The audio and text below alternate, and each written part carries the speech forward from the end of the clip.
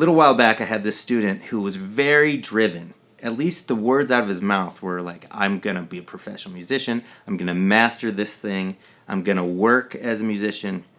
And he's very motivated. And he also was a daily weed smoker. So he would smoke pretty much all day. That was part of who he was, really. And that's how he managed to get through his life. Well, he would pick things up rather quickly, but he would show up to his lesson and be extremely frustrated that he wasn't making progress. He would start to, get down on himself and be like, I can't remember shit.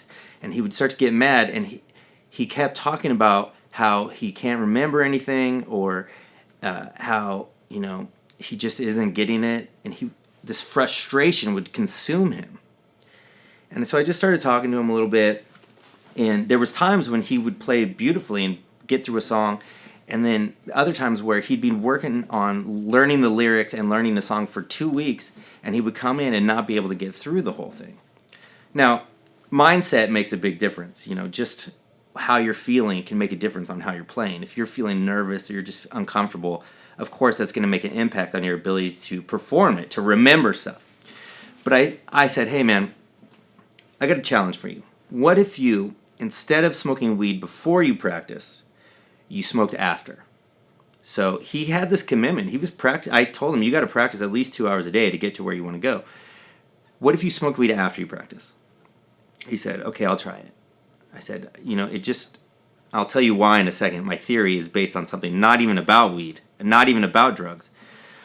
I said, when you smoke after and just really focus. So he does. A week later, comes back, remembers everything, totally kicks ass, and he's, progressing rather quickly. And it kind of validated my theory about what was happening. And this goes for all musicians and all people who are really into music. It's about context and about presence. Now, people are going to make their own choices. You got to make your own choice about whether this thing, whether it's alcohol or weed or whatever it is that you're putting in your body, is that empowering you? Is that helping you? Or is that slowing you down, dragging you down? I know a lot of people who they'll use a medication because they feel like they need it to get through places, get through life.